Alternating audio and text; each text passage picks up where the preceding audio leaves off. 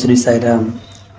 शुक्लांबरधरं विष्णुं शशिवर्णं चतुर्भुजं प्रसन्नवदनं ध्यायेत् सर्वविघ्नोपशान्तये। गुरुब्रह्मा गुरुविष्णु गुरुदेवो महेश्वरः, गुरुसाक्षात् परब्रह्म तस्मै श्रीगुरवे नमः। ओम साईश्वराय विद्महे सत्यदेवाय धीमहि तन्नः सर्वः प्रचोदयात्। ओम भूर्भुवः स्वः तत्सवितुर्वरेण्यं भर्गो देवस्य धीमहि धियो यो नः प्रचोदयात्। व्यासाय विष्णुरूपाय व्यासरूपाय विष्णवे नमो वै ब्रह्मनिधये वासिष्ठाय नमो नमः। कूजन्तं राम रामेति मधुरं मधुराक्षरम् आरोह्य कविताशाखां वन्दे वाल्मीकिकोकिलं। श्रुतिस्मृतिपुराणानाम् आलयं करुणालयं नमामि भगवत्पादां शङ्करं लोकशङ्करां। वगर्धाविव सम्पृक्तौ वगर्धप्रतिपत्तये जगतः पितरौ वन्दे पार्वती परमेश्वरौ।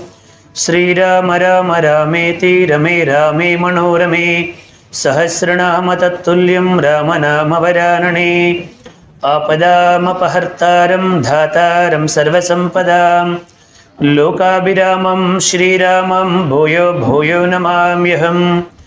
यत्र यत्र रघुनाथकीर्तनं तत्र तत्र कृतमस्तकाञ्जलिं भास्पवारि परिपूर्णलोचनं मारुतिं नमत राक्षसान्तकं। वसुदेवसुतं देवं कंसचानूरमर्दनं देवकी परमानन्दं कृष्णं वन्दे जगद्गुरुम्। हरे राम राम राम हरि हरे, हरे कृष्ण कृष्ण कृष्ण हरि हरे।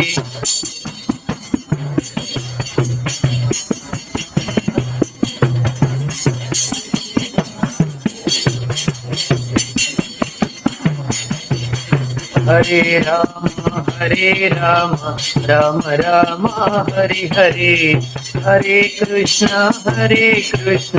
कृष्ण कृष्ण हरि हरे।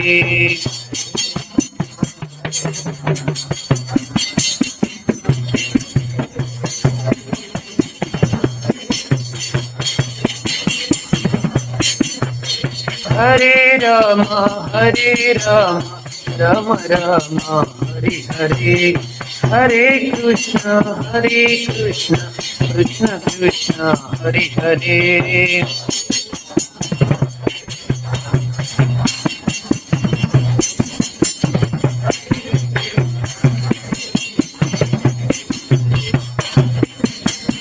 हरे राम राम राम हरि हरे, हरे कृष्ण कृष्ण कृष्ण हरि हरे।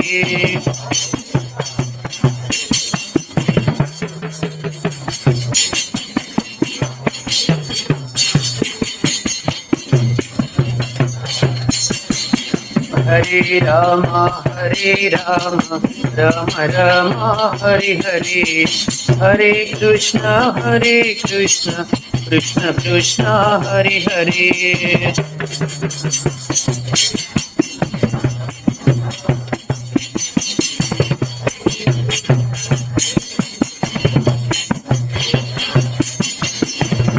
श्री रामचंद्रमूर्ति की, सीता माता को, लक्ष्मण स्वामी की, आंजनेय स्वामी की।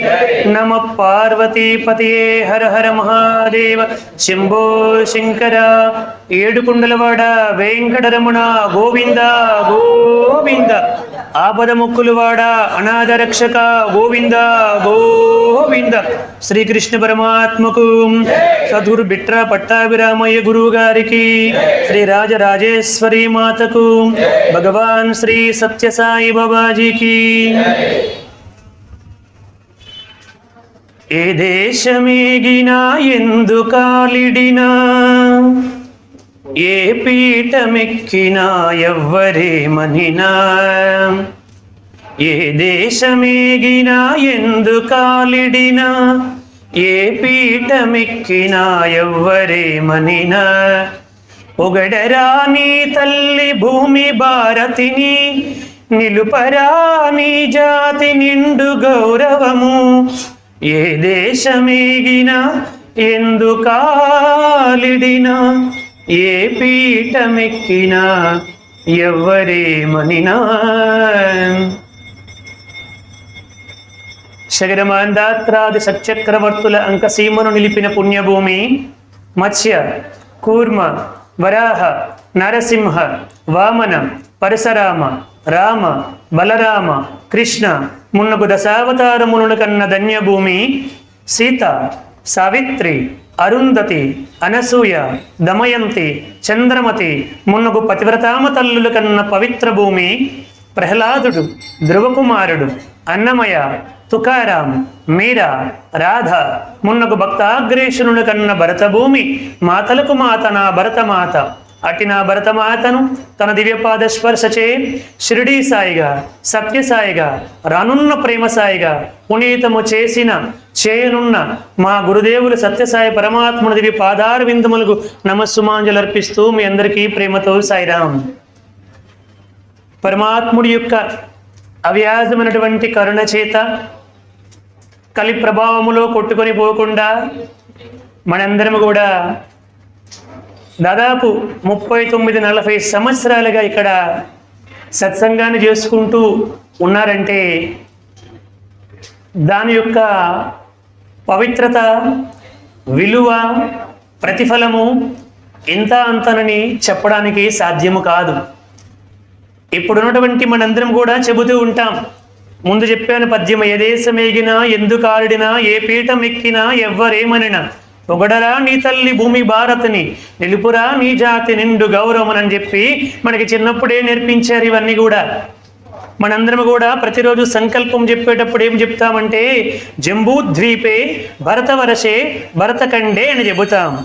అంటే ప్రపంచం మొత్తం మీద కూడా సంకల్పాన్ని చెప్పినటువంటి దేశము ఏదైనా ఉందంటే అది కేవలం భారతదేశం మాత్రమే. చూడండి, ఈ భారతదేశములో జంబూ ద్వీపములో భరతవర్షములో భరతఖండములో మనందరం కూడా ఉన్నాం అని మనం సంకల్పం చెబుతూ ఉన్నాం. అయితే ఈ భారతదేశము భరతకల్పము ఇవన్నీ ఎందుకోసం చెబుతున్నామని చెప్పంటే మనందరం కూడా ఒక ఇల్లు కట్టుకునేటప్పుడు ముందు మనం చూసినప్పుడు అంతా కూడా ప్లెయిన్గానే ఉంటుంది. ప్లెయిన్గా ఉన్న తర్వాత అక్కడ ఉన్నటువంటి డిజైనర్ వచ్చి అక్కడ ఉన్నటువంటి ఇంజనీర్ వచ్చి లేదా మేస్త్రి వచ్చి డిజైన్ చేస్తాడు. ఇక్కడ బెడ్రూమ్ వస్తుందండి, ఇక్కడ కిచెన్ వస్తుందండి, ఇక్కడ హాల్ వస్తుందండి, ఇక్కడ వాష్రూమ్ వస్తుందండి, ఇక్కడ పూజ గది వస్తుందండి, ఇలా డిసైడ్ చేసి చెబుతాడు కదా. మొత్తం హాల్ అంతా ఒకలాగా ఉండినప్పటికీ అన్నీ కూడా గదులు గదులుగా ఏర్పడిపోతాయి. కానీ మనం పూజ చెయ్యాలని చెప్పంటే ఖచ్చితంగా ఎక్కడికి చేస్తాము? పూజ గదిలోనికి మాత్రమే వెళ్ళి చేస్తాము తప్ప కిచెన్లో మనము పూజ చేయము, లేకపోతే వేరొక చోట ఎక్కడ కూడా మనము పూజ చేయము. అలాగే ఈ ప్రపంచం అంతా కూడా ఒక గోళముగా ఉన్నప్పటికీ కూడా ఈ ప్రపంచం మొత్తానికి పూజ గదిగా ఏర్పడినటువంటి దేశమే మన భారతదేశం మాట. చూడండి, ప్రపంచానికి పూజా గది ఏమిటంటే భారతదేశం. అందుకని చెప్పి ఈ భారతదేశం ఎల్లప్పుడూ కూడా పదార్థాలపై పరిశోధన చేస్తూ ఉంటాయి. ప్రపంచ దేశాలన్నీ కూడా వస్తువులపై పరిశోధన చేస్తే భారతీయులు వాస్తవాలపై పరిశోధన చేశారు. ఇలాంటి గొప్ప దేశములు మనం పుట్టడము అనేక జన్మల పుణ్య ఫలం. అంత గొప్ప దేశములో పుట్టినటువంటి మనము మన భారతీయత సనాతన ధర్మము మన యొక్క అవతార పురుషుల యొక్క దివ్య లీల గుణగణ విశేషణాలని తెలుసుకోవాలన్నటువంటి బాధ్యత మనందరిపైన ఉంది. అందుకోసమని చెప్పి ఈ సత్సంగాలన్నీ కూడా నేటి కలియుగం చూద్దామని చెప్పంటే ఈ కలియుగం ప్రభావం ఎలాగుందని చెప్పంటే అతి రహస్యమైన హరిజన్మ కథనంబు మనుజుడెవ్వడేని మాపు రేపు చాలా భక్తితో వినినా చదివినా సంసార దుఃఖ రాశి బాసి తొలగిపోవును అన్నాడు. అతి రహస్యమైన హరిజన్మ కథనంబు, ఆ హరి యొక్క కథలు చాలా రహస్యముగా ఉంటాయి, చాలా నిగూఢముగా ఉంటాయి. అవి అర్థము చేసుకొని వారిని స్మరించి ఆరాధించి పూజించి వాటి గురించి తెలుసుకునే కార్యక్రమాలే ఈ సత్సంగాలన్నీ కూడా. కానీ కలి ప్రభావము చేత మానవులందరూ కూడా అమూల్యమైనటువంటి కాలాన్ని వ్యర్థము చేసుకుంటూ ఉంటారు. కానీ అలా వ్యర్థము చేసుకోకుండా 40 సంవత్సరాలుగా మీరందరూ కూడా ఇక్కడ కూర్చొని ప్రతిరోజు 1 గంట సేపు మీ అందరి అకౌంట్లో పుణ్యము పడేలాగా చేసినటువంటి ఈ ఆలయ అంటే ఈ సత్సంగ వ్యవస్థాపక ధర్మకర్త అయినటువంటి పూజ్య గురుదేవులు బిట్రా పట్టాభిరామయ్య గారి పాదార విందములకు మనందరం కూడా హృదయపూర్వకంగా కృతజ్ఞత అభివందనం తెలియజేయాలి. ప్రతినిత్యము ఇక్కడ వస్తున్నటువంటి మీ అందరికీ కూడా ఆ పరమాత్ముడి యొక్క సంపూర్ణమైనటువంటి దివ్య అనుగ్రహ ఆశీస్సులు ఎల్లవేళలా ఉండాలని హృదయపూర్వక ప్రార్థన. మరి ఇక్కడ కార్యకర్తగా సుబ్బారెడ్డి గారు, అదేవిధంగా మన భార్గవ గారు, ఇంకా మిగతా కార్యవర్గం అంతా కూడా మొన్నటి రోజున అందరినీ కూడా కొత్త వాళ్ళని కూడా చాలా మందిని తీసుకోవడం జరిగింది. ఇంకా అనేక రకాల మార్పులు చేర్పులు చేసి ఇది ఇంకా అభివృద్ధి చెందేలాగా చక్కగా ప్రణాళికలు చేశారు. ఇవన్నీ కూడా ఏమిటంటే బాధ్యతలు, ఇవేవి కూడా పదవులు కాదు. పదవి వేరు, బాధ్యత వేరు. పదవి అని చెప్పంటే అధికారము, పోర్ట్ఫోలియో, మ్యాండేటరీ, నాకు అన్నీ చెప్పి జరగాలి, ప్రతిదీ నాకు తెలియపరచాలి, నా అనుమతి తీసుకోవాలి, నా పర్మిషన్ తీసుకోవాలి అనుకున్నటువంటిది పదవి. ఇదేమిటిది? బాధ్యత. బాధ్యత మీన్స్ రెస్పాన్సిబిలిటీ. అంటే ఇదంతా మన అందరిది. ఇది ఇక్కడ ఏ వ్యక్తి వచ్చినా మన ఇంటికి వచ్చినట్టుగా మనం భావించాలి. ఏ కార్యక్రమం జరిగినా, ఒక బాల వికాస్ జరిగినా, పిల్లలకి 4 మంచి విషయాలు చెప్పినా, ఎవరైనా గొప్ప వాళ్ళు పెద్దవాళ్ళు ఎవరైనా వచ్చినా, మన ఇంటికి ఒక అతిథి వస్తే, ఇంకా మనకు అర్థమయ్యే భాషలో చెప్పాలంటే మన అకౌంట్లో 1 కోటి రూపాయలు పడితే మనకు ఎటువంటి భావన కలుగుతుందో, ఇక్కడికి ఏ వ్యక్తి వచ్చినా, ఏ సత్సంగము జరిగినా, ఏ ఉపన్యాసము జరిగినా, ఏ బాల వికాస్ పిల్లల కార్యక్రమం జరిగినా, ఏ మంచి కార్యక్రమం జరిగినా అంత ఆనందపడడమే ఈ కార్యవర్గము సభ్యులందరి తాలూకా కర్తవ్యం. అది దాన్ని మనం గుర్తుపెట్టుకోవాలి. అది మనందరికీ బాధ్యత. అలా మన బాధ్యతను పెంచుకునే అవకాశము ఈ సత్సంగ వేదిక మనకి కలిగించింది. తత్కారణంగా మనందరి అకౌంట్లో కూడా ప్రతినిత్యం పుణ్యం పడుతూ ఉంటుంది.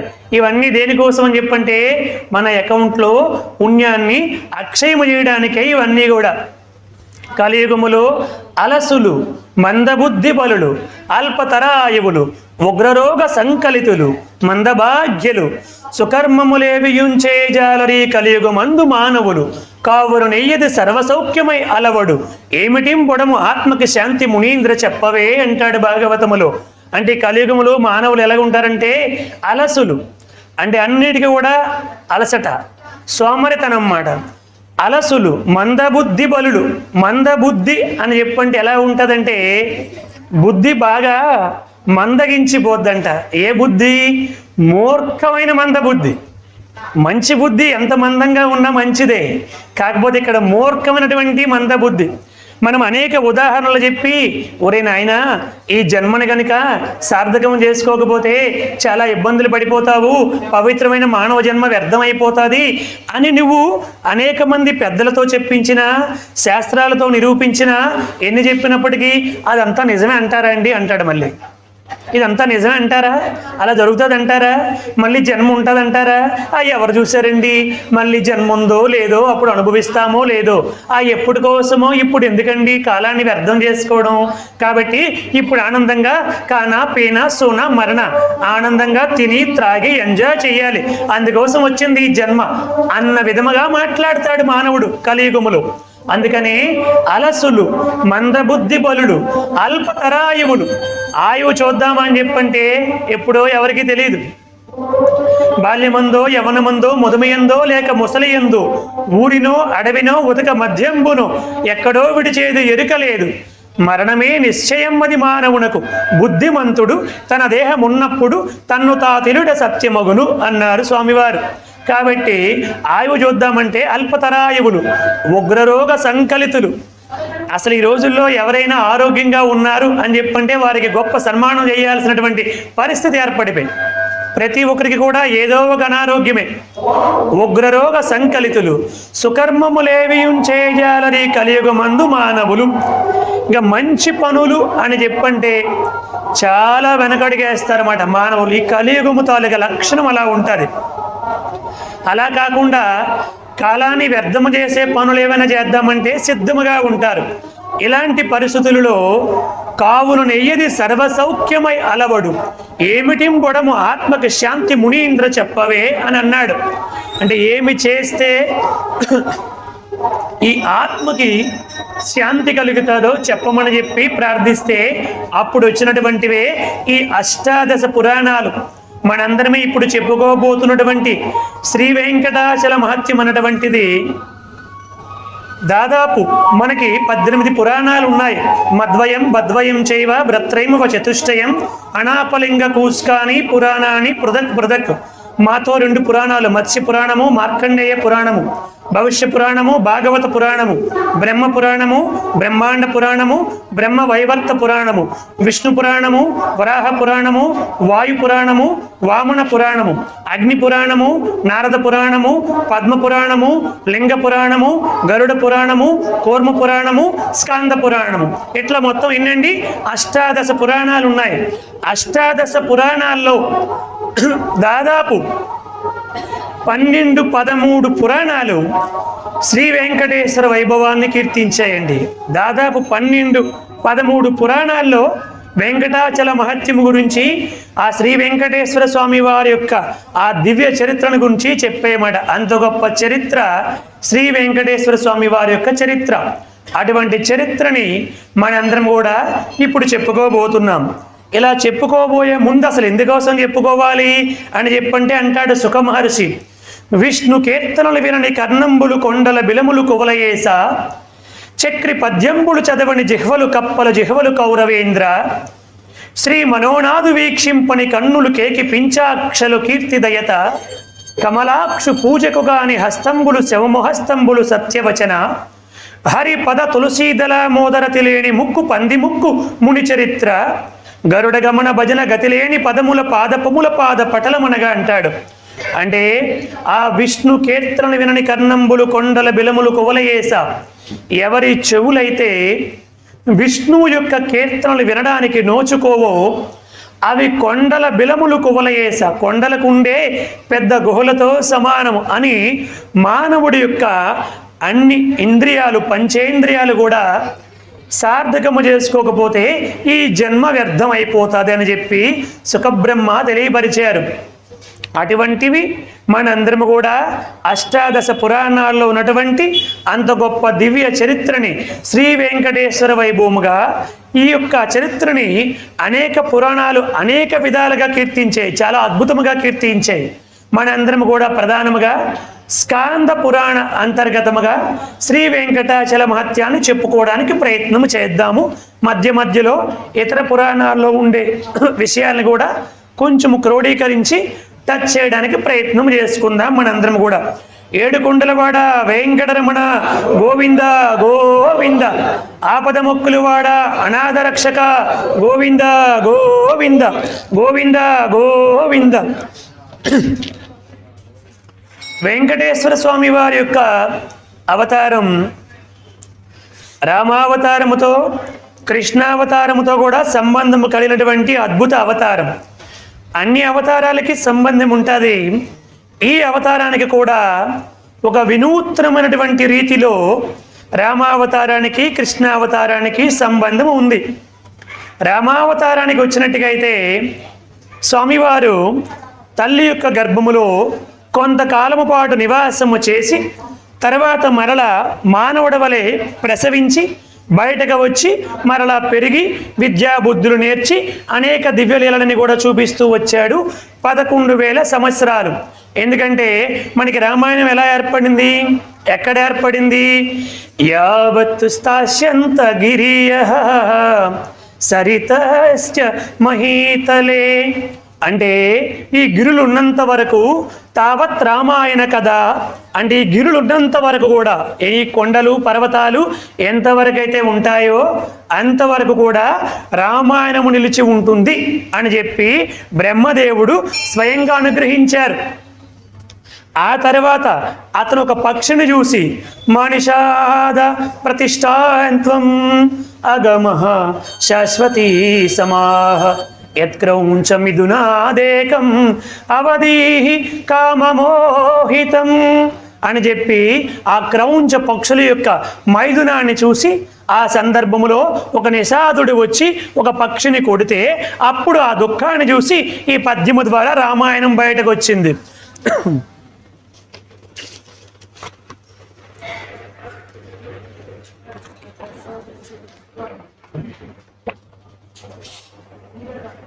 ఎలా ఏర్పడింది రామాయణం? బాలకాండ మనం చెప్పుకున్నాం. ఓం తపస్వాధ్యాయ నిరతం తపస్వి వాగ్విదాంబరం నారదం పరిపప్రేచ్ఛ వాల్మీకి ముని పుంగవం కోన్వస్మిన్ సాంప్రదం లోకే గుణవాన్ కశ్చ వీర్యవాన్ ధర్మజ్ఞశ్చ కృతజ్ఞశ్చ సత్యవాక్యో దృఢవ్రతః చారిత్రేణ చ కోయుక్తః సర్వభూతేషు కోహితాః విద్వాన్ కః సమర్థశ్చ కశ్చైక ప్రియదర్శనః ఆత్మవాన్ కో జితక్రోధో దితిమాన్ కో నసూయకః కశ్య బిభ్యతి దేవాశ్చ జాతరోషస్య సంయుగే అని చెప్పి మనకి రామాయణం బాలకాండలో 16 గొప్ప దివ్య గుణాలు కలిగినటువంటి వాడు నేడు కరచరణాదులతో కదలియాడుతూ ఎక్కడైనా ఉన్నాడా అని చెప్పి వాల్మీకి మహర్షి నారద మహర్షిని ప్రశ్నిస్తే నారద మహర్షి సంక్షిప్త రామాయణం చెబితే రామాయణం వచ్చింది. ఆ విధముగా రామాయణం ఏర్పడింది. అదే భాగవతము దగ్గరికి వచ్చేసరికి శ్రీకృష్ణ పరమాత్ముడు ఎక్కడ జన్మించాడండి? చెరసాల్లో జన్మించాడు. కంసుడి యొక్క చెరసాల్లో అక్కడ వాళ్ళిద్దరిని కూడా పెట్టేస్తే, చెరసాల్లో దేవకి వసుదేవుల్ని కట్టి పడేస్తే, గొలుసులతో బంధింపజేసేస్తే, పుట్టినటువంటి పిల్లలందరినీ కూడా నేలకేసి మోది చంపేస్తే, అటువంటి పరిస్థితుల్లో శ్రీకృష్ణ పరమాత్ముడు ఉద్భవించాడు. ఉద్భవించిన వెంటనే తన దివ్య రూపాన్ని చూపించాడు. పోతన గారు అద్భుతంగా వర్ణించారు.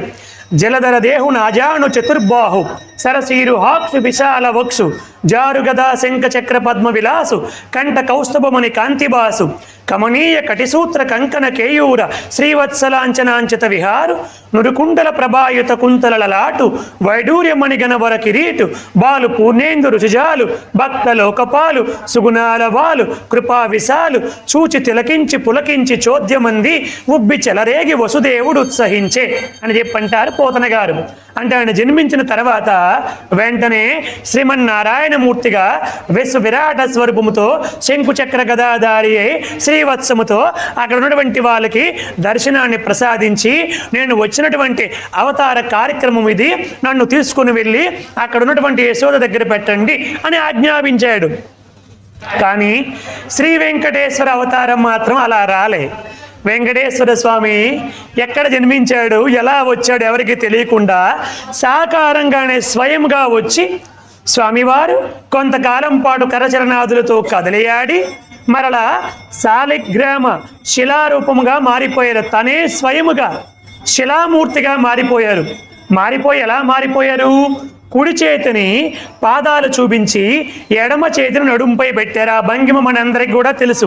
అంటే ఇక్కడ మీకు చూస్తే కనిపిస్తుంది. ఈ భంగిమలో స్వామివారు ఉన్నారు. ఎందుకోసం అలా ఉన్నారు? పాదాలు చూపించారు. నా పాదాలని ఆశ్రయిస్తే, వెంకటేశ్వర స్వామి వారి ఉద్దేశం ఏమిటంటే, నా పాదాలని మీరు ఆశ్రయిస్తే ఈ సంసారం అన్నటువంటి సాగరము సముద్రము మీకు నడుము వరకే వస్తుంది, మిమ్మల్ని పూర్తిగా ముంచివేయదు అని చెప్పడానికి స్వామివారు ఈ భంగిమలో శాలిగ్రామ శిలామూర్తిగా మారిపోయారన్నమాట. చూడండి, ఏడుకొండలవాడ వెంకటరమణ గోవింద గోవింద, ఆపద మొక్కులవాడ అనాథ రక్షక గోవింద గోవింద గోవింద గోవింద. ఇలా స్వామివారు స్వయముగా మారిపోయారు. మారిపోయిన తర్వాత మనందరికీ తెలిసినటువంటి ఒక్కసారి వెనక్కి వెళ్తే ఈ చరిత్రను బయటికి ఎలా తీసుకొని వచ్చారంటే, నైమిషారణ్యములో 12 సంవత్సరముల పాటు 88,000 మంది ఋషులు సత్రయాగాన్ని చేస్తూ ఉంటే, అక్కడ ఉన్నటువంటి సూత మహర్షికి సౌనుకాది మహామునులు ఎంతో వినయ విజేతులతో భక్తితో పరిప్రశ్న వేస్తే, ఆ సూత భగవానుడు స్కాంద పురాణ అంతర్గతముగా శ్రీ వెంకటాచల మహత్యాన్ని మనకి ఈ లోకానికి అందించారు. దాదాపు పురాణాలన్నీ కూడా ఈ విధముగానే మనకి బయటకు వచ్చాయి. మనం అనేక సందర్భాల్లో చెప్పుకున్నాం. అతను మొట్టమొదటి అన్ని పురాణాలకి చెప్పినట్టుగా అసలు ఈ సృష్టి ఎలా ఏర్పడింది, ఈ సృష్టి యొక్క కాల పరిమాణం ఏమిటి అన్నటువంటి విషయాలు తెలియపరిచారు. మీకు అందరికీ ఇంతకు పూర్వం చెప్పాను. ఇప్పుడు మనము ఏ మన్వంతరంలో ఉన్నామండి? ఏ మన్వంతరములో ఉన్నాము? ఏ కల్పములో ఉన్నాము? శ్వేతవరాహ కల్పములో వైవస్వత మన్వంతరములో 28వ కలియుగములో మనందరం కూడా ఉన్నాం. ఇంతకు పూర్వం మీకు చెప్పాను, కలియుగం అంటే 4,32,000 సంవత్సరములు కలియుగము, 8,64,000 సంవత్సరములు ద్వాపరయుగము, 12,96,000 సంవత్సరములు త్రేతాయుగము, 17,28,000 సంవత్సరములు కృతయుగము. ఈ 4 కలిస్తే ఏమంటారు? చతుర్యుగము లేదా మహాయుగము అని చెప్పి అంటారు. ఇటువంటివి 1000 మహాయుగాలైతే బ్రహ్మదేవుడికి ఒక పగలు, ఇటువంటివి 1000 మహాయుగాలైతే బ్రహ్మదేవుడికి ఒక రాత్రి. చూడండి, ఇటువంటివి అంటే 4 మహాయుగాలైతే మనకి 4 యుగాలైతే ఒక మహాయుగం అన్నాం కదా. ఇటువంటి మహాయుగాలు 71 మహాయుగాలైతే ఒక మన్వంతరము. ఇటువంటి మన్వంతరాలు 14 మన్వంతరాలైతే ఒక కల్పం. ఇప్పుడు మనము ఆ విధముగా శ్వేతవరాహ కల్పములో 7వ మన్వంతరములో అంటే వైవస్వత మన్వంతరములో 28వ కలియుగములో మనందరం కూడా ఉన్నాం. ఈ యొక్క వెంకటాద్రి అన్నటువంటిది ఇప్పుడు వచ్చినటువంటిది కాదు. ఈ వెంకటాద్రి కొన్ని కోట్ల సంవత్సరాలకి పూర్వమే అక్కడ పర్వతము ఏర్పడింది. ఆ విషయాలు మనము తెలుసుకుంటాం. అందుకని ఏమన్నారంటే, నాతో పాటు మీరు అందరూ కూడా చెప్పండి, వెంకటాద్రి సమస్థానం, వెంకటాద్రి సమస్థానం బ్రహ్మాండే నాస్తి కించన, బ్రహ్మాండే నాస్తి కించన, వెంకటేశ సమో దేవో న భూతో న భవిష్యతి. వెంకటాద్రి సమస్థానం బ్రహ్మాండే నాస్తి కించన, వెంకటేశ సమోదేవో న భూతో న భవిష్యతి అని చెప్పి ఆ స్వామివారిని వేదాలు కీర్తిస్తూ ఉన్నాయి. వేదోద్ధారణ మందరాభరణ పృథ్వీధర్మ నిర్మాణ ప్రహ్లాదత్రాణ బలి ప్రతారణ నృపాహంకార నిర్వాపన వైదేహీ రమణ ధనుంజయ జయ వ్యాపార పారీణ చోణీ దివ్యత్కరణ తమోహరణ తండ్రి శ్రీ వెంకటేశ ప్రభు అని చెప్పి స్వామివారిని మనందరం కూడా కీర్తిస్తూ ఉంటాం. అటువంటి స్వామివారిని కృతేతు నారసింహాభు త్రేతాయాం రఘునందన ద్వాపరే వాసుదేవశ్చ కలౌ వెంకటనాయక. అంటే కృతయుగములో నరసింహుడిగా, త్రేతాయుగములో రఘునందుడిగా, ద్వాపరయుగములో వాసుదేవుడిగా, కలౌ వెంకటనాయక కలియుగములో వెంకటనాయకుడిగా అందరు కూడా స్వామివారిని కీర్తిస్తూ ఉంటారు. మనకి సుప్రభాతములో శ్రీశేషశైల గరుడాచల వెంకటాద్రి నారాయణాద్రి వృషభాద్రి వృషాది ముఖ్యం అని చెప్పి సుప్రభాతంలో కూడా స్వామివారిని కీర్తిస్తూ ఉంటాం. అటువంటి స్వామివారి యొక్క అవతారము అత్యంత ఉత్కృష్టమైనటువంటి అవతారము. కలియుగములో మానవాళిని అనుగ్రహించాలంటే తానే స్వయముగా శాలిగ్రామ విగ్రహంగా మారిపోవలసినటువంటి పరిస్థితి ఏర్పడింది. అలా అయితే తప్ప ఈ కలియుగములో మానవాళిని అనుగ్రహించడం కుదరదు అన్నటువంటి భావన ఏర్పడింది. అందుకే మనకి సైంటిస్టులు కూడా మీకు తిరుపతి కొండపైకి వెళ్తే శిలాతోరణం అని మనకి కనిపిస్తుంది. దానిని సైంటిస్టులు పరిశోధన చేసి దాని వయస్సు ఎంత నిర్ధారణ చేశారంటే 200 కోట్ల సంవత్సరాల క్రిందటది అని నిర్ధారణ చేశారండి. అంటే వెంకటాద్రి ఎప్పుడుదని చెప్పంటే 200 కోట్ల సంవత్సరాల క్రిందటిది మాట ఆ యొక్క పర్వతము. దానికి మొట్టమొదట వెంకటాద్రి అన్నటువంటి నామం ఎలా వచ్చిందో తెలుసుకునే ప్రయత్నము చేద్దాం. మొట్టమొదట ఏడుకొండలవాడ వెంకటరమణ గోవింద గోవింద, ఆపద మొక్కులవాడ అనాథరక్షక గోవింద గోవింద. ఒకానొక కల్పములో, అంటే ఇప్పుడున్నటువంటి శ్వేతవరాహ కల్పము కాకుండా ఒకానొక కల్పములో వెంకటుడు అన్నటువంటి ఒక గొప్ప మహాభక్తుడు ఓం నమో నారాయణాయ, ఓం నమో నారాయణాయ, ఓం నమో నారాయణాయ అని చెప్పంటూ స్వామివారిని ఎంతో భక్తి విశ్వాసాలతో తపస్సు చేస్తూ వచ్చాడు. అతడి పేరు వెంకటుడు. అతడి యొక్క దివ్య తపస్సు, ఆ తపోధూమాలు అనంత విశ్వాలంతా కూడా వ్యాప్తి చెందుతూ వచ్చాయి. నారదాది మునీశ్వరులందరూ కూడా అతడి యొక్క తపస్సుకి సంతృప్తి చెంది అతడి యొక్క గొప్పతనాన్ని కీర్తిస్తూ వచ్చారు. అందరూ కూడా ఏమని అంటున్నారంటే, అత్రి మహర్షి నారద మహర్షి మాట్లాడుతూ వచ్చారు, అసలు ఏమిటి ఆ వెంకటుడు అంత గొప్ప భక్తితో అంత గొప్ప దివ్య తపస్సు ఎందుకోసము చేస్తున్నాడు, అతడికి కావలసినది ఏమిటి అని చెప్పంటే, అతడి పేరు వెంకటుడు. వేం అని చెప్పంటే పాపములు, కట అని చెప్పంటే హరించేవాడు, నాశనము చేసేవాడు, నివృత్తి చేసేవాడు అని అర్థము మాట. అంటే వెంకటుడు అని చెప్పంటే పాపములను సర్వనాశనము చేసినటువంటి వాడు అని చెప్పి అర్థము.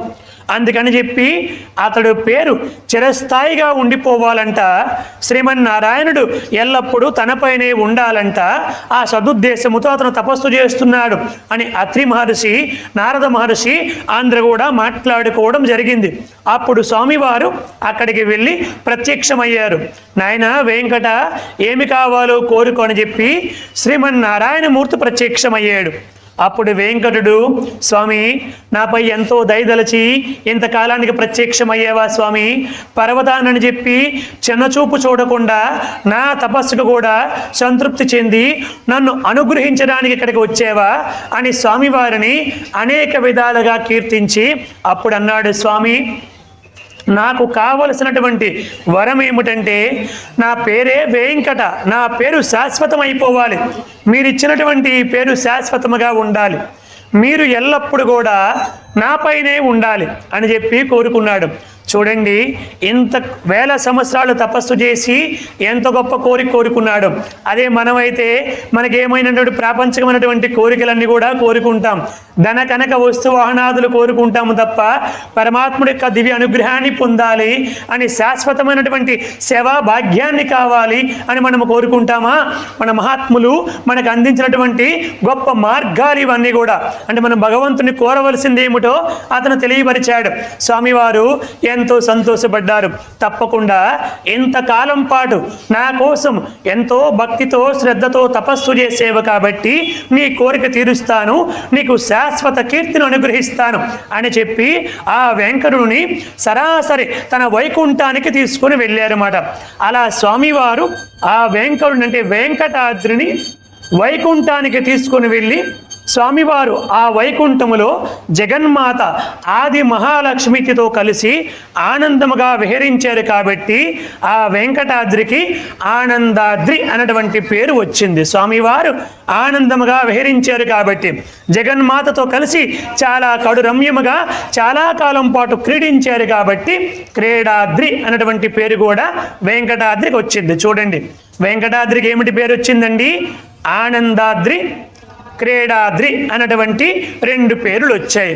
ఇలా స్వామివారు చాలా కాలంగా ఆనందంగా గడుపుతూ ఉంటే వెంకటి లోపల చాలా సంతోషపడుతున్నాడు. స్వామివారు నేను చేసినటువంటి తపస్సుకి నాపైనే తన యొక్క పాదములతో జగన్మాతతో కలిసి ఆనందంగా విహరిస్తున్నారని లోపల చాలా ఆనందపడుతూ ఉన్నాడు. ఇలా చాలా కాలము గడిచింది. ఇక్కడ భూలోకం కాడికి వచ్చేసరికి చాలా లక్షల సంవత్సరాలు గడిచిపోతాయన్నమాట. వైకుంఠ కాలమానము వేరు, భూలోక కాలమానము వేరు కదా.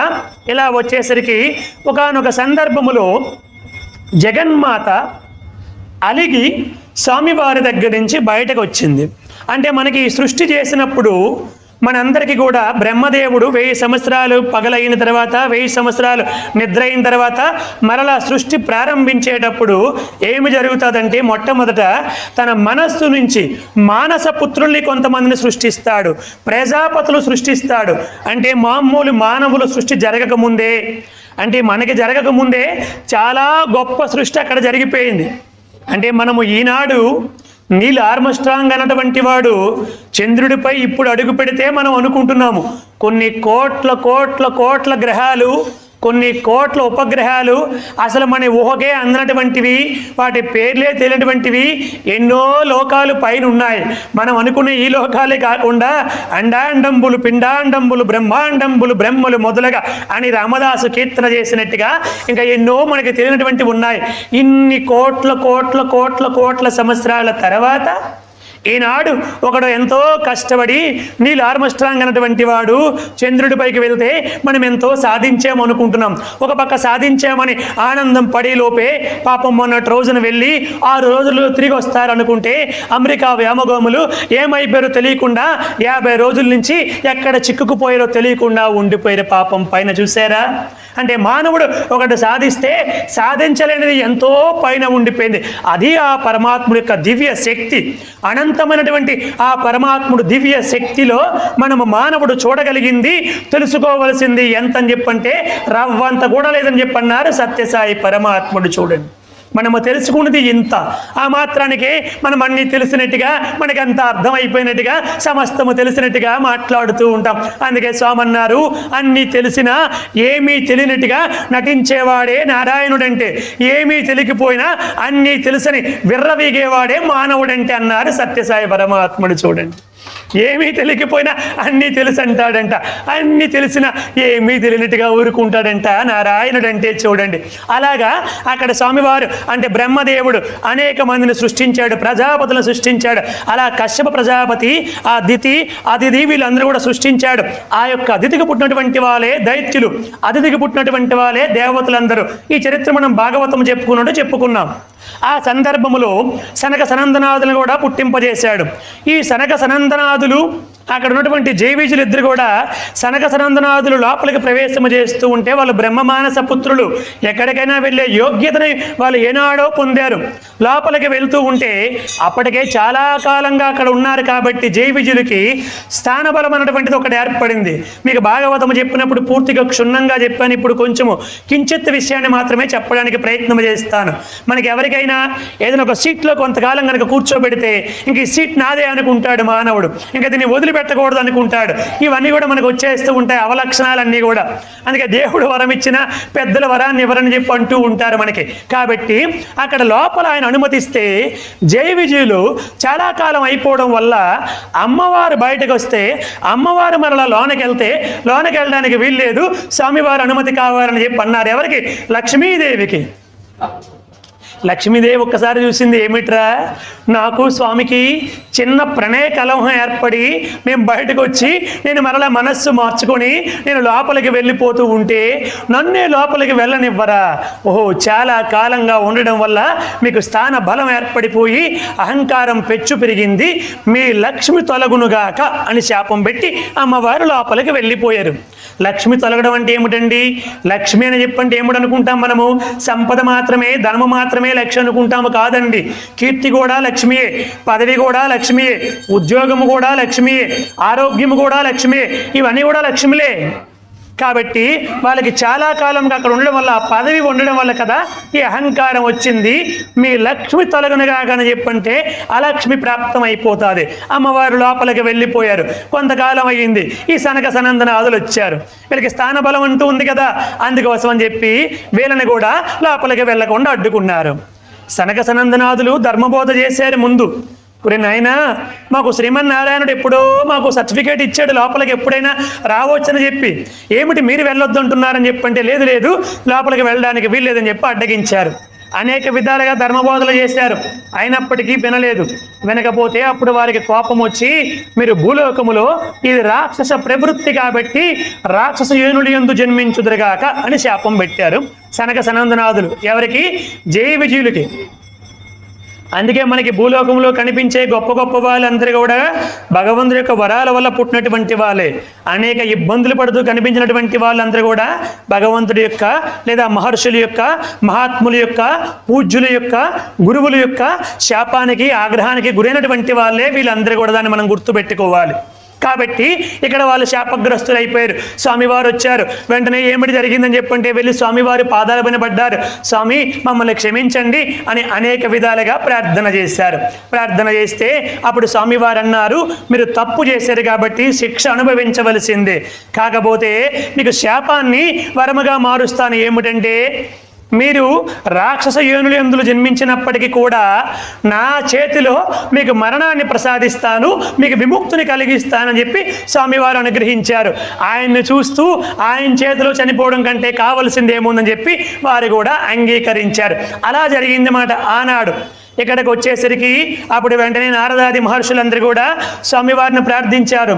స్వామి, సనక సనందలాదు లాంటి ఇంత గొప్ప మహాత్ములకే మీ యొక్క దివ్య దర్శనానికి ఇంత కష్టమైతే రాబోయే కలియుగంలో మానవుల పరిస్థితి ఏమిటి, వారికి మీ దర్శనం ఎలా కలుగుతుంది స్వామి అని చెప్పి ప్రార్థించారు.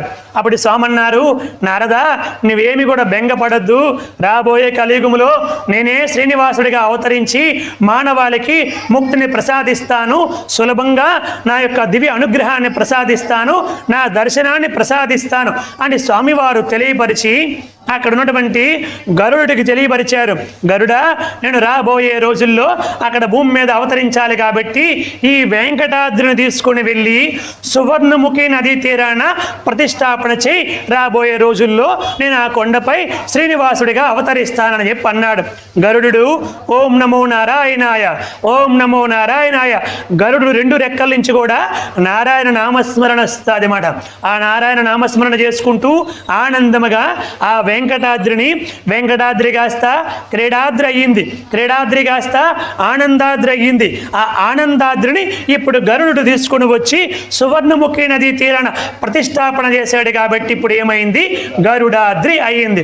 ఏడుకొండలవాడ వెంకటరమణ గోవింద గోవింద, ఆపద మొక్కులవాడ అనాథ రక్షక గోవింద గోవింద గోవింద గోవింద. ఇలా ఆ యొక్క క్రీడాద్రి, వెంకటాద్రి, క్రీడాద్రి, ఆనందాద్రి, గరుడాద్రిగా ఏర్పడ్డాయి. ఇప్పుడు ఈ సూత భగవాను సౌనికాది మహామునులందరూ వరాహాద్రి ఎలా వచ్చిందో తెలుపమని అడిగారు. స్వామివారు చెబుతున్నారు, అంటే గురుదేవులు తెలియపరుస్తున్నారు. అంటే వరాహస్వామి ఎప్పుడు వచ్చారండి? జైవిజులిద్దరు కూడా శాపగ్రస్తులై జన్మించారు కదా. మొట్టమొదటి ఏ జన్మను తీసుకున్నారు వాళ్ళు?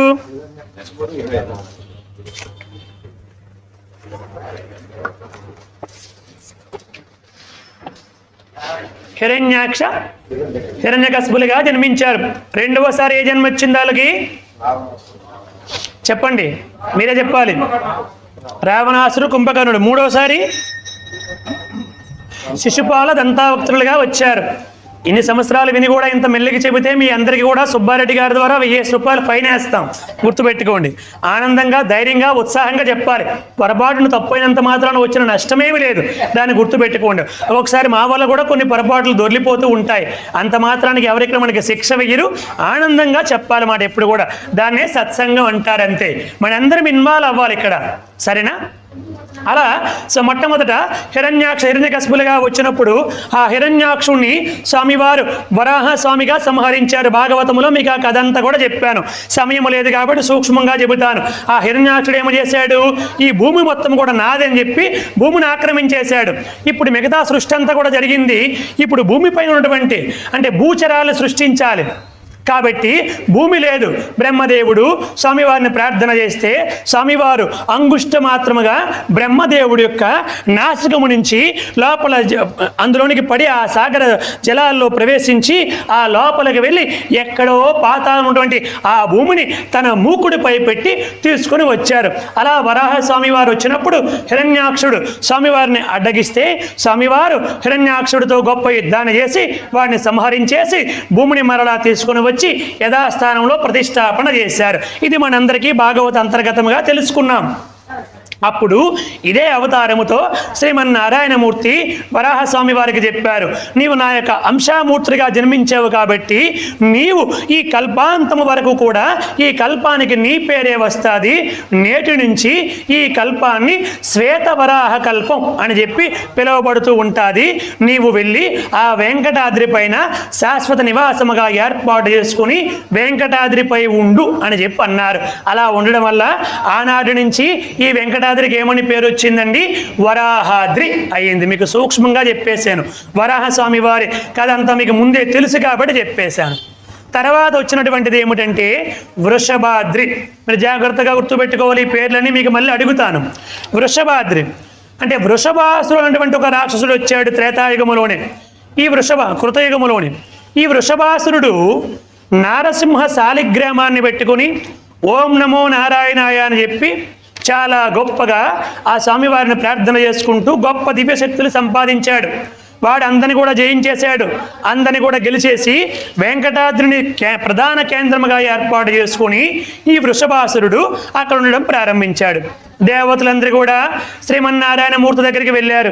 స్వామి, వృషభాసురుడు అనే రాక్షసుడు వచ్చాడు, బ్రహ్మదేవుడు వాడికి గొప్ప వరాలు ఇచ్చేశారు, కాబట్టి ఇప్పుడు వాడి వల్ల మేము యాగాలు చేయలేకపోతున్నాము, మానవులందరూ కూడా యజ్ఞాలు చేయటం లేదు, హవిస్సులు మాకు రావటం లేదు, కాబట్టి మేము మానవులకి సస్యశ్యాములముగా వర్షాలు కురిపించలేకపోతున్నాము, అనేక తపస్సులన్నిటికీ కూడా ఇబ్బందులు ఏర్పడింది, వాడిని సంహరించి మమ్మల్ని అందరూ కూడా అనుగ్రహించండి అని దేవతలందరూ కూడా వెళ్ళి శ్రీమన్నారాయణమూర్తిని ప్రార్థన చేశారు.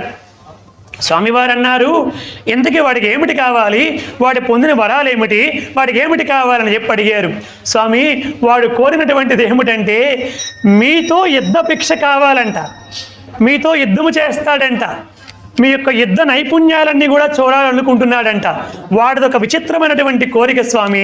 వాడేమో వెంకటాద్రిపై నారసింహ సారిగ్రామాన్ని పెట్టుకొని తపస్సు చేసుకుంటూ ఉన్నాడు, కాబట్టి మేము వాడిని ఏమీ చేయలేకపోతున్నాము, మీరే అనుగ్రహించండి అని చెప్పి ప్రార్థన చేస్తే స్వామివారు నవ్వుకున్నారు.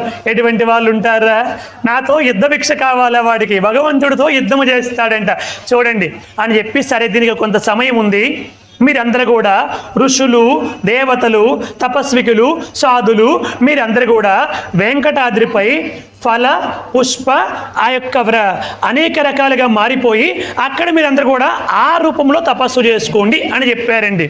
అంటే అనేక తీగలుగా, లతలుగా, ఫల పుష్ప వృక్షాలుగా మారిపోమని చెప్పారు. వాళ్ళందరూ కూడా సంతోషపడి ఆ వృక్షాలుగా మారిపోయారు. అంటే ఇప్పుడు వెంకటాద్రి పైన ఉన్నటువంటి ఆ వృక్షాలు, ఫలవృక్షాలు, పుష్పవృక్షాలు, అందుకే వెంకటాద్రి పైన పుష్పాలేవి కూడా కోయకూడదు, అవన్నీ స్వామివారి కైంకర్యాలకు ఉపయోగపడాలి అని ఒక శాసనం కూడా మనకు ఉంది తిరుమల పైన. అందుకని వీళ్ళందరూ కూడా ఎవరని చెప్పంటే దేవతలు, ఋషులు ఆ విధముగా మారిపోయి తపస్సు చేసుకోవడం మొదలుపెట్టారండి. ఎక్కడ? వెంకటాద్రి పైన. అది ఇప్పుడు దేదీప్యమానముగా వెలిగిపోవడం మొదలుపెట్టింది. ఎందుకంటే ఈ ఋషులందరూ కూడా అక్కడికి మారు రూపంలో వెళ్ళిపోయారు, దేవతలందరూ మారు రూపంలో వెళ్ళిపోయి ఆనందంగా తపస్సు చేసుకుంటున్నారు. దేదీప్యమానంగా వెలిగిపోతూ ఉంటే వీడు అనుకున్నాడంట వృషభాసురుడు, ఆహా, నా తపస్సు వల్ల ఈ వెంకటాద్రి రోజు రోజుకి దేదీప్యమానముగా వెలిగిపోతుందని చెప్పి అనుకున్నాడంట. మానవులు ఎవరైనా అంతే కదండి, తన ప్రతిభ వల్లే ఇదంతా జరిగిపోతుంది అనుకుంటాడు. బాబా గారు ఒక చిన్న కథ చెప్పారు, మీకు చెబితే అర్థమవుతుంది.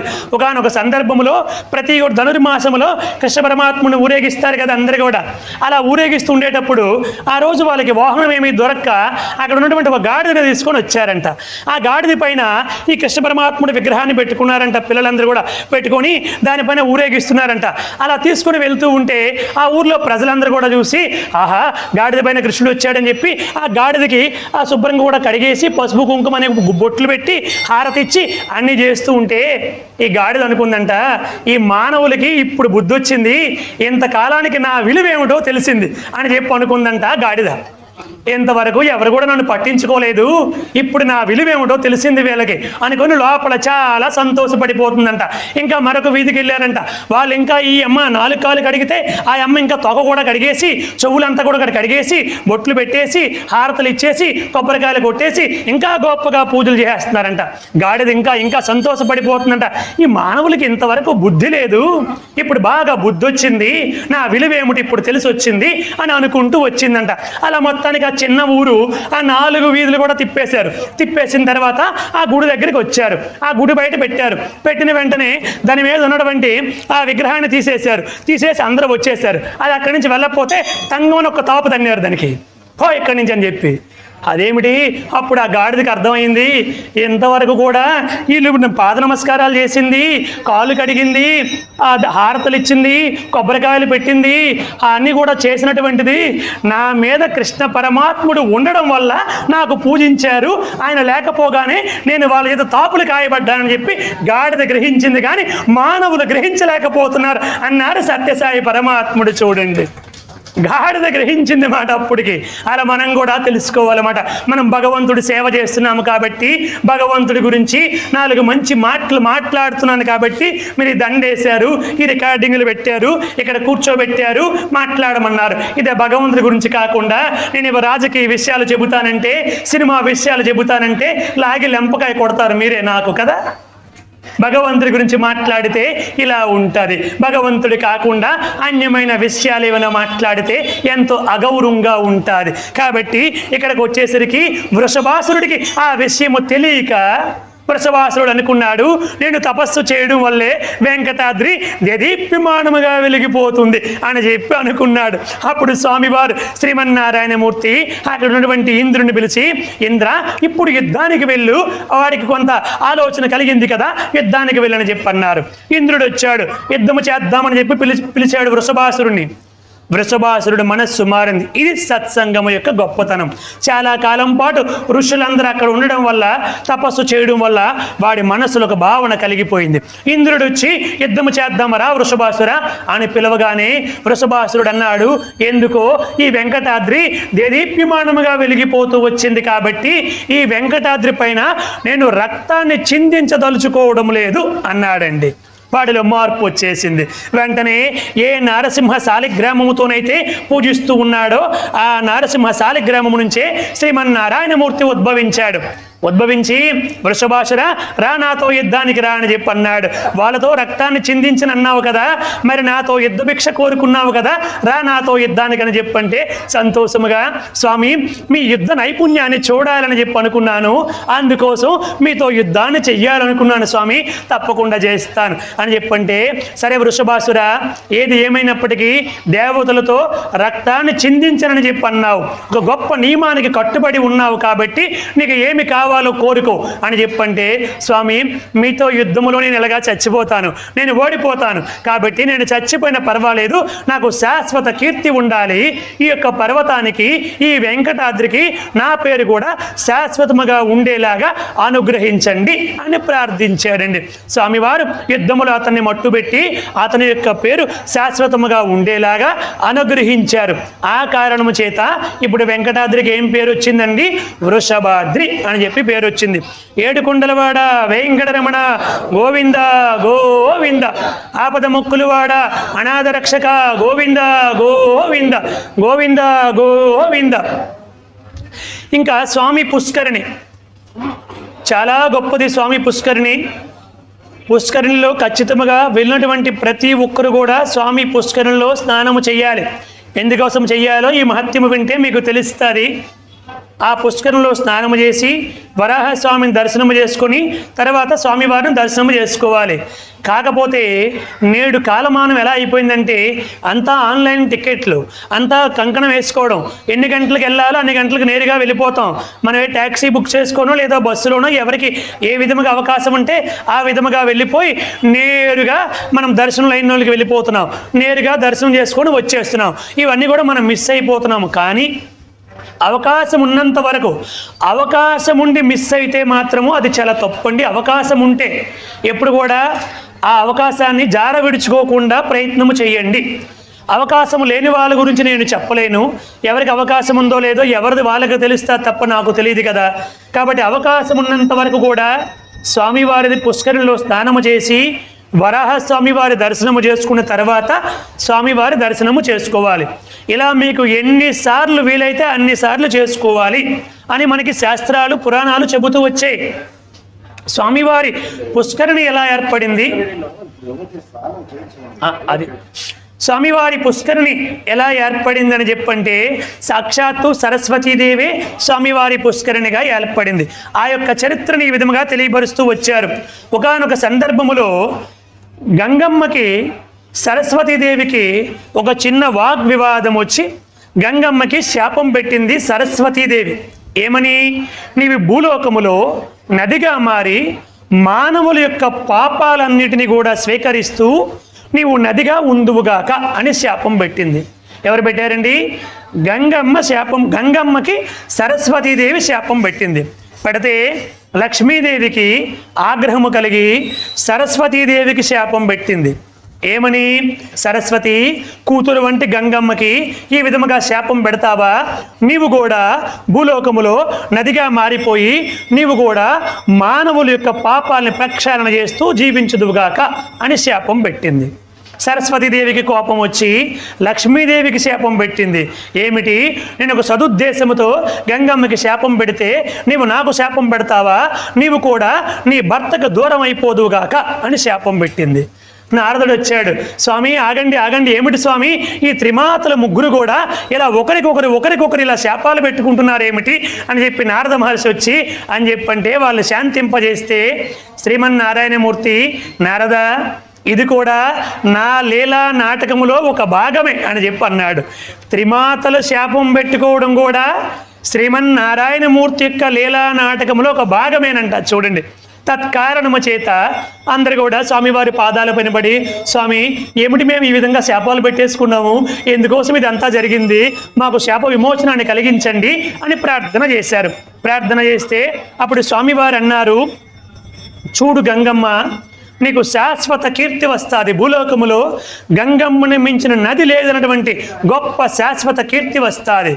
నీలో మానవాళి చేసినటువంటి పాపమంతా కూడా ప్రక్షాళన చేస్తావు కాబట్టి నిన్ను ప్రక్షాళన చేయడానికి ప్రతి సంవత్సరము మార్గశీర్ష మాసములో నేను నీలో ప్రవేశించి నిన్ను ప్రక్షాళన చేసి నీకు శాశ్వత కీర్తిని అనుగ్రహిస్తాను అని చెప్పి స్వామివారు వరాన్ని ప్రసాదించారు. సరస్వతీదేవికి కూడా నీవు కూడా నదిగా మారి కొంత అంటే కేవలం ఒక 4 మైళ్ళు మాత్రమే ప్రయాణం చేసి గంగలో అంతర్వాహినిగా మారిపోతావు అని చెప్పి నీకు కూడా శాశ్వత కీర్తిని భవిష్యత్తులో ప్రసాదిస్తాను అని అనుగ్రహించారు. ఇంకా లక్ష్మీదేవికి మనము లోక కళ్యాణము కొరకు అప్పుడప్పుడు మన ఎడబాటు తప్పదు కదా లక్ష్మి, దీనికోసం ఎందుకు బాధపడతావు అని లక్ష్మీదేవికి ఆ శాపాన్ని కూడా వరముగా మారుస్తానని చెప్పి స్వామివారు అనుగ్రహించారు. ఇలా జరిగిన తర్వాత మీ అందరికీ తెలుసు, భాగవతం చెప్పినప్పుడు చెప్పాను, సగడు అన్నటువంటి వాడు గగన వీధుల విహరించు గడుసు గంగ హరుని ఆజ్ఞను తలదాల్చి అవని చేరి పత్తివాసుడు చేసిన ప్రతిని చూసి పైనమైన పైపులు పల్లెలుగులని చెప్పి ఆ భగీరథుడు చేసినటువంటి గొప్ప తపస్సు కారణంగా గంగమ్మ భూలోకానికి వచ్చింది. భాగవతంలో మీకు ఆ చరిత్ర అంతా కూడా చెప్పాను, గంగామాత ఆవిర్భావం అంతా కూడా చెప్పాను, భాగవతంలో చెప్పాను, రామాయణంలో కూడా చెప్పాను అన్నమాట. గంగావతార ఘట్టం అంతా కూడా ఇక్కడ సమయాభావన వల్ల సూక్ష్మంగా చెబుతున్నాను అన్నమాట. గంగమ్మ వచ్చిందన్నమాట, చాలా గొప్ప కీర్తిని సంపాదించింది, మానవాళికి అందరికీ కూడా ముక్తిని ప్రసాదించే నదిగా శాశ్వత కీర్తిని పొందుతూ ప్రవహిస్తూ వచ్చింది. ఇంకా సరస్వతీదేవి కూడా నదిగా మారాలి కదా, సరస్వతీదేవి కూడా వచ్చి అక్కడ గంగమ్మకి ఇంత గొప్ప కీర్తి వచ్చింది, మరి నాకు కూడా ఇంత గొప్ప కీర్తి వస్తే బాగుండేది కదా, నేను కేవలము ఒక 4 మైళ్ళు మాత్రమే ప్రయాణం చేస్తాను, తర్వాత గంగలో అంతర్వాహినిగా కలిసిపోతాను, ప్రయాగం మనం చూస్తాము కదా, అంతర్వాహినిగా కలిసిపోతాను అని సరస్వతీమాత ఆ నది రూపము నుంచి స్త్రీ ఆకృతి దాల్చి తపస్సు చేసింది. అలా తపస్సు చేస్తూ ఉంటే అక్కడికి బ్రహ్మ మానస పుత్రుడైనటువంటి పులస్త్య మహర్షి అక్కడికి వచ్చారండి. అక్కడికి వచ్చి సరస్వతీదేవిని చూసి, సరస్వతీమాత ఏమని నదిగా ఉన్నటువంటి నీవు స్త్రీ ఆకృతిని ధరించేవు, నేను స్నానము చేయాలి, తపస్సు చేసుకోవాలి, ఆచమను చేయాలి, వెళ్ళి నదిగా మారు అని ఆజ్ఞాపించాడు. ఎవరికండి? సరస్వతీదేవికి. సరస్వతీదేవి తపస్సులో ఉంది. మనలాంటి తపస్సు అనుకోండి, ఎవరు ఏం మాట్లాడినా వినిపిస్తాయి. అమ్మవారు గొప్ప దివ్యమైనటువంటి తపస్సులో ఉన్నారు కాబట్టి ఓం నమో నారాయణాయ అని చెప్పంటూ స్వామివారిని స్మరిస్తూ ఉన్నారు కాబట్టి వినిపించలేదు అని చాలా గట్టిగా గద్దించాడు. అనేక విధాలుగా చెప్పాడు, వెళ్ళు నదిగా మారు అని చెప్పి అన్నాడు. అమ్మవారు వినిపించుకోకపోతే చాలా కోపం వచ్చి శాపాన్ని పెట్టేశాడు. చూడు చూడు, నువ్వు ఏ సంకల్పంతో తపస్సు చేస్తూ ఉన్నావు అంటే గంగమ్మ వంటి శాశ్వత కీర్తిని పొందాలని కదా తపస్సు చేస్తూ ఉన్నావు, అది ఎటువంటి పరిస్థితుల్లో కూడా నీకు సాధ్యము కాకుండా ఉండిపోదును గాక, నీకు గంగమ్మ వంటి గొప్ప కీర్తి రాకుండా ఉండిపోదును గాక అని చెప్పి ఈ పులస్తుడు శాపం పెట్టాడు సరస్వతీ నదికి, సరస్వతీమాతకి. అప్పుడు సరస్వతీమాత తెలివి తెచ్చుకొని, ఒరే మూర్ఖుడా, ఇవి నా బిడ్డడితో సమానము, అంటే బ్రహ్మ మానస పుత్రుడు అంటే నాకు కూడా పుత్రుడివే కదా, పుత్రుడివై ఉండి తల్లికి ఈ విధముగా శాపం పెడతావా, నేను ఎంతో గొప్ప కష్టపడి తపస్సు చేస్తూ ఉంటే ఈ విధముగా చేసావు కాబట్టి నీ వంశములో ఒక గొప్ప రాక్షసుడు పుట్టి మీ వంశం అంతా కూడా సర్వనాశనం అయిపోదును కాక అని చెప్పి సరస్వతీదేవి శాపం పెట్టింది. అందుకనే ఆ పులస్త్రీ వంశములోనే విశ్రోవసుడు పుట్టాడు. ఆ విశ్రోవసుడు కుమారుడే రావణాసురుడు. మనందరికీ కూడా తెలుసు ఎంత గొప్పవాడు రావణాసురుడు, కుంభకర్ణుడు. అప్పుడు వెంటనే అమ్మవారు పాదాల పైన పడిపోయి, అమ్మ క్షమించమ్మా, తొందరపాటుతో నీకు శాపం పెట్టాను, కుమారుణ్ణి కదా, నా తప్పును క్షమించమ్మా అని చెప్పి అమ్మవారు పాదాల పైన పడిపోతే అమ్మ మనస్సు వెంటనే కరిగిపోయి, సరే మీ వంశంలో ఎంత గొప్ప మూర్ఖుడు పుట్టి మీ వంశము నాశనం అయిపోయినప్పటికీ కూడా ఒక గొప్పవాడు పుడతాడు, అతడి వల్ల మీ వంశానికి శాశ్వత కీర్తి వస్తుందని చెప్పి అమ్మవారు ఆ శాపాన్ని కూడా మళ్ళీ వరంగా మార్చారు. ఎవరు పుట్టారండి? అతడే విభీషణుడు పుట్టాడన్నమాట. చూడండి, తత్కారణం వల్ల కదా ఆ యొక్క వంశానికి మరలా గొప్ప శాశ్వత కీర్తి వచ్చింది. ఈ విధంగా అనుగ్రహించాడు. తర్వాత అమ్మవారు వెళ్ళి 1000 సంవత్సరములు కఠోరమైనటువంటి తపస్సు చేశారండి. అప్పుడు శ్రీమన్నారాయణమూర్తి ప్రత్యక్షమయ్యాడు. ప్రత్యక్షమై, సరస్వతి, నీవు ఏ ఉద్దేశంతో తపస్సు చేస్తున్నావో నాకు తెలుసు. గంగ వంటి శాశ్వత కీర్తిని పొందాలని కదా నీవు తపస్సు చేస్తున్నావు. ఈ భూలోకములో ఇప్పటికే ఆ వరాన్ని గంగమ్మకు అనుగ్రహించాము కాబట్టి నీవు వెంకటాద్రిపై స్వామి పుష్కరిణిగా ఏర్పడు. ఆ స్వామి పుష్కరిణిగా ఏర్పడితే భూలోకములో ఉన్నటువంటి గంగ, యమున, నర్మద, సింధు, కావేరి, తుంగభద్ర ఇలా ఎన్ని నదులైతే ఉన్నాయో అన్ని నదులు కూడా నీలో ప్రవేశించి నీ ఆధిక్యతను కీర్తిస్తాయి. నీకు శాశ్వత కీర్తి వస్తుంది కలియుగాంతము వరకు అని చెప్పి స్వామివారు అనుగ్రహిస్తే సరస్వతీమాత వెంకటాద్రిపై స్వామివారి పుష్కరిణిగా ఏర్పడింది. ఏడుకొండలవాడ వెంకటరమణ గోవింద గోవింద, ఆపద మొక్కులవాడ అనాథ రక్షక గోవింద గోవింద గోవింద గోవింద. చూడండి, ఇలా సరస్వతీమాత భూలోకంలో గంగమ్మకి ఆల్రెడీ శాశ్వత కీర్తిని ముందే స్వామివారు అనుగ్రహించారు కాబట్టి వెంకటాద్రిపై ఎన్ని తీర్థాలైతే ఉన్నాయో ప్రపంచం మొత్తం మీద అవన్నీ కూడా ఆ సరస్వతీ నదిలో మిళితమవుతాయి. ఆ అమ్మవారి యొక్క ఆధిక్యతని, సరస్వతీమాత యొక్క ఆధిక్యతని స్వామి పుష్కరిణి రూపములో మనందరికీ బయటికి వ్యక్తమై అనుగ్రహిస్తూ ఉంటుంది అన్నమాట. ఇది స్వామివారు అనుగ్రహించారు కాబట్టి స్వామి పుష్కరిణి అంత గొప్పది, పుష్కరిణి స్థానం అంత గొప్పది. ఇప్పుడు తాత్కాలికంగా ఆపితే ఆపొచ్చు, కానీ తర్వాత వాళ్ళు ఏమి చేయాలి అవన్నీ కూడా చేస్తారు.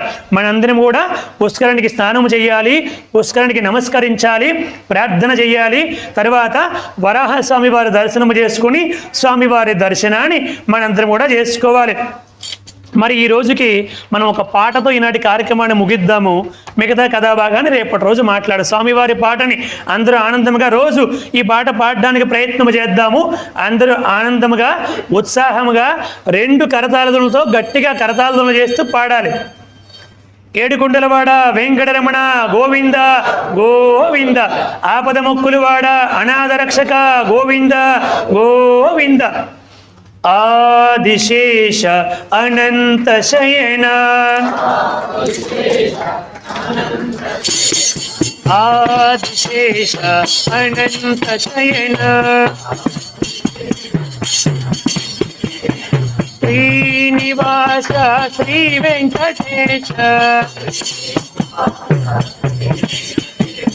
శ్రీనివాస శ్రీ వెంకటేశ, ఆదిశేష అనంత శయన,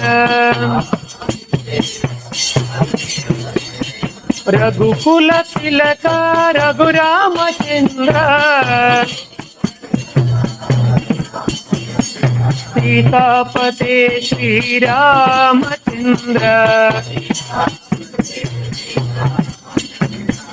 ఆదిశేష అనంత శయన, శ్రీనివాస శ్రీ వెంకటేశ,